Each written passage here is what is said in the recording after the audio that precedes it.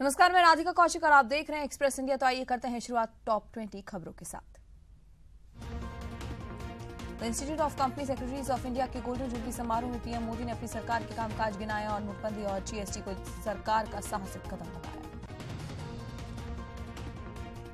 PM Modi ने विकास दर पर विपक्ष और आलोचकों पर जमकर पलटवार किया है। पीएम ने कहा कि इस सरकार में पहली बार विकास दर गिरकर 5.7% हुई है, लेकिन पिछली सरकार के कार्यकाल में विकास दर 8 बार 5% से नीचे पहुंची। सीएम राजे आज से 8 अक्टूबर तक अजमेर दौरे पर रहेंगी और आपका जिला आपकी सरकार कार्यक्रम के तहत सीएम का यह दौरा प्रस्तावित है। इस दौरान राज्य कुछ सरकारी विभागों में औचक निरीक्षण भी कर सकती है।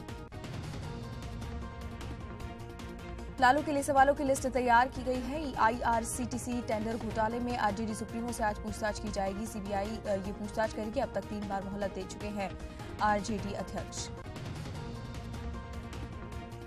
अमेठी दौरे पर गए कांग्रेस उपाध्यक्ष राहुल गांधी आज गेस्ट हाउस में आम लोगों से मिलेंगे। इसके अलावा उनका राजीव गांधी कॉलेज में पार्टी कार्यकर्ताओं से मिलने का भी प्रोग्राम है। बीजेपी राष्ट्रीय कार्य समिति की बैठक के बाद अब 9 अक्टूबर को प्रदेश कार्य समिति की बैठक होगी। प्रदेश कार्य समिति की बैठक का आयोजन अलवर में होगा, जहां राजनैतिक और आर्थिक प्रस्तावों पर चर्चा होगी। 12 के बामला से शुरू हुई किसान न्याय यात्रा में सैकड़ों की संख्या में किसान शामिल हुए। इस दौरान पीसीसी चीफ पायलट ने कहा कि जब तक किसानों का कर्जा माफ नहीं होगा तब तक हम लोग चुप नहीं बैठेंगे। जेडीए की नींदल आवासीय योजना का विरोध कर रहे किसानों और जेडीए आयुक्त वैभव गालरिया के बीच वार्ता हुई। इस दौरान किसानों ने जमीन का सर्वे फिर से करवाने की मांग रखी। वहीं जेडीसी के साथ किसानों की आज फिर से वार्ता हुई। सलमान खान आर्म्स एक्ट मामले में आज ग्रामीण जिला जज रविंद्र कुमार जोशी की कोर्ट में सुनवाई होगी। सुनवाई के दौरान लोक अभियोजन अधिकारी पोकर राम बिश्नोई सरकार का पक्ष रखेंगे, तो वहीं अधिवक्ता हस्तीमल सारस्वत सलमान की पैरवी करेंगे। केंद्र सरकार ने डीजल और पेट्रोल पर एक्साइज ड्यूटी 2 रुपए कम करने के बाद अब राज्यों से भी वैट घटाने की अपील की है। पेट्रोलियम मंत्री ने कहा कि अगर राज्य फ्यूल पर 5% वैट कम कर दे तो ग्राहकों को ज्यादा राहत मिलेगी। जयपुर नगर निगम के वार्ड क्षेत्र का उपचुनाव बुधवार को शांतिपूर्वक संपन्न हुआ। 26,639 मतदाताओं वाले वार्ड में 39.8% मतदान हुआ। वहीं 6 अक्टूबर को मतगणना होगी। प्रदेश में बड़ा प्रशासनिक फेरबदल किया गया है। 124 आरएएस और 10 आईएएस अधिकारियों के तबादले किए गए हैं, जबकि 2 आरएएस के तबादले रद्द कर दिए गए हैं। साथ ही में 60 के आसपास एसडीएम भी बदले गए हैं। सीकर के एक मकान में अचानक धमाका हो गया। हादसे में 2 बालिकाओं की मौत हो गई, जबकि 2 महिलाएं बुरी तरह से घायल हो गई। घायलों का अस्पताल इलाज हो रहा है। देश विदेश के हृदय रोग विशेषज्ञ आज से जयपुर में जुटेंगे। इस महाकुंभ की शुरुआत चिकित्सा मंत्री कालीचरण सराफ करेंगे। यहां जुटे सभी डॉक्टर हार्ट रोगों के नए खोज के बारे में प्रेजेंटेशन देंगे। जयपुर में करीब 25 साल पुराने राजेंद्र मिर्धा अपहरण कांड मामले में आज जयपुर महानगर की एडीजे 3 अदालत अपना फैसला सुनाएगी। मामले में आरोपी हरनेक सिंह को लेकर आज जज प्रमोद मलिक अपना फैसला सुनाएंगे।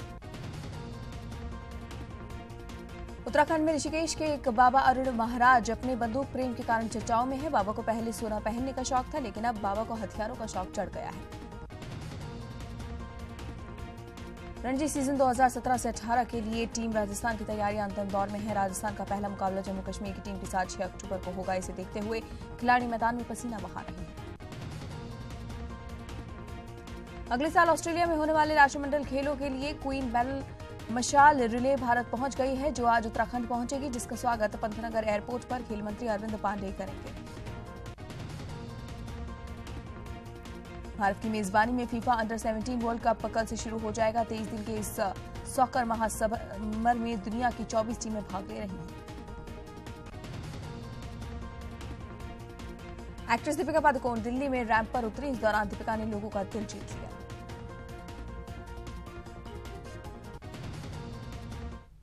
और अब आइए चर्चा खबरों पर विस्तार से करते हैं। सबसे पहले बात फोर्ब्स मैगजीन की सालाना रिपोर्ट की, जिसमें रिलायंस इंडस्ट्रीज लिमिटेड के चेयरमैन मुकेश अंबानी भारत के सबसे अमीर शख्स की लिस्ट में सबसे अव्वल नंबर पर बरकरार हैं।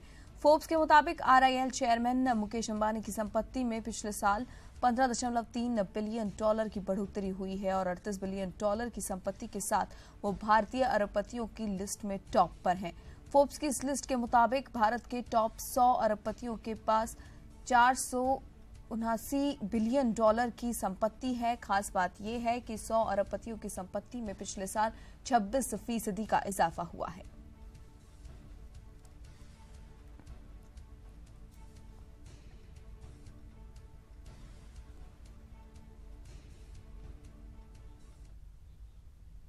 केरल के कोची में ड्रग्स के खिलाफ जागरूकता फैलाने के मकसद से एक कार्यक्रम का आयोजन किया गया, जिसमें बड़ी संख्या में पुलिस कैडेट्स और स्टूडेंट्स ने हिस्सा लिया। से yes to football, no to drugs इस कार्यक्रम की थीम रही।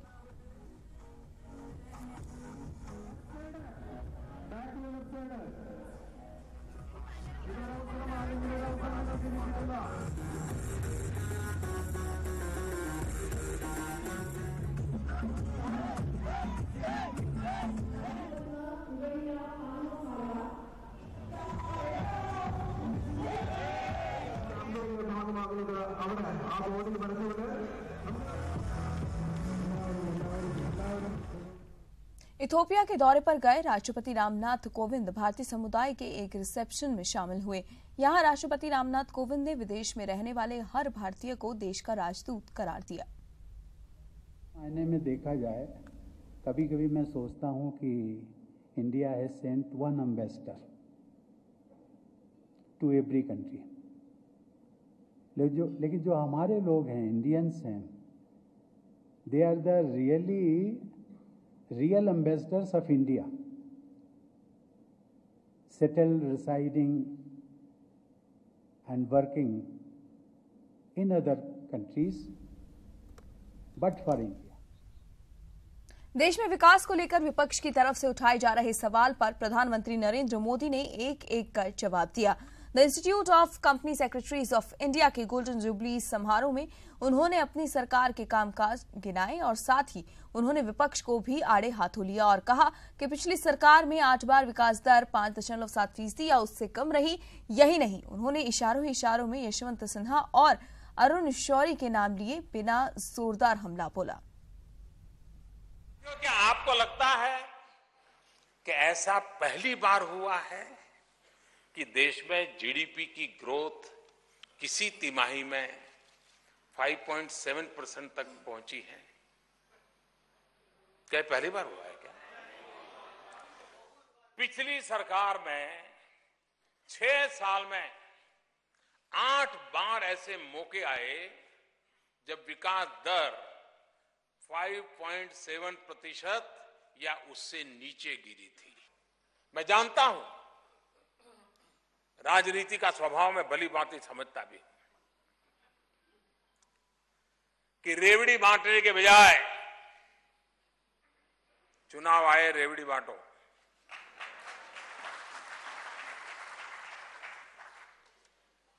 लेकिन क्या रेवड़ी बांटने के बजाय भी देश को मजबूत करने के लिए कोई और रास्ता नहीं हो सकता है? क्या सिर्फ सत्ता और वोट की ही चिंता करेंगे? ये शल्य वैसे कर्ण के सारथी थे, उधर अर्जुन के साथी कृष्ण थे, इधर कर्ण के सारथी शल्य थे। लेकिन ये शल्य जो भी युद्ध में था उनको हतोत्साहित करने का ही काम करना। उससे क्या लड़ोगे? तुम्हारे पास तो कोई दम नहीं है।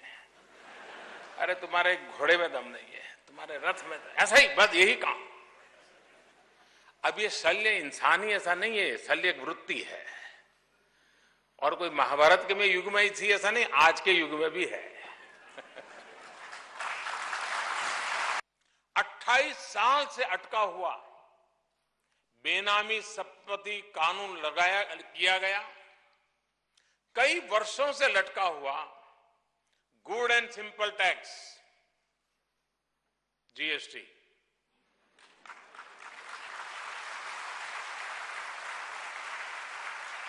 लागू किया गया। डिमोनेटाइजेशन का फैसला लेने की हिम्मत भी इसी सरकार ने दिखाई। कुछ लोगों को निराशा फैलाने में बड़ा आनंद आता है, अद्भुत आनंद। 5 अलग अलग टैक्स बना दिए, 28% तक टैक्स लगा दिया। 2 मुद्दे हिंदुस्तान में, किसान का मुद्दा और रोजगार का मुद्दा, और बाकी सब छोटा है। ये दो चीजों को सरकार को करना चाहिए। और अगर ये नहीं कर सकते हैं, अगर मोदी जी नहीं कर सकते हैं, तो फिर कह दें कि मैं नहीं कर सकता हूं और अब कांग्रेस पार्टी आ जाए, वो मेरा काम कर दे। तो बता दें कि मुख्यमंत्री वसुंधरा राजे का अजमेर दौरा आज है। सीएम राजे आज से 3 दिन के अजमेर दौरे पर लोकसभा उपचुनाव को लेकर नब्ज टटोलने पहुंचेंगी। बता दें 3 दिन में 3 विधानसभा क्षेत्र का जायजा लेंगी। साथ ही किशनगढ़, पुष्कर और अजमेर उत्तर विधानसभा कवर होंगे। इस दौरे में पार्टी के बूथ स्तर कार्यकर्ताओं से भी मुख्यमंत्री वसुंधरा राजे मिलेंगी।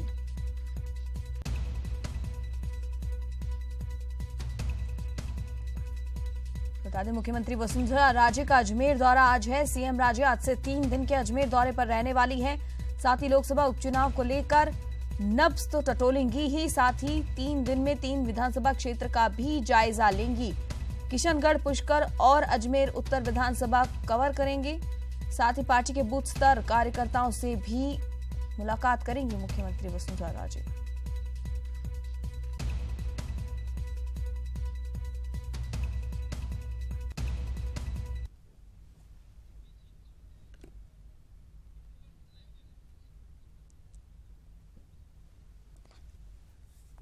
तो 3 दिन का ये दौरा बहुत ही अहम माना जा रहा है और इस पर अधिक जानकारी के लिए अभिजीत हमारे साथ जुड़ गए। जानकारी उनसे लेते हैं। अभिजीत, 3 दिन का दौरा आज से शुरू होने जा रहा है, क्या कुछ खास रहने वाला है इस दौरे में?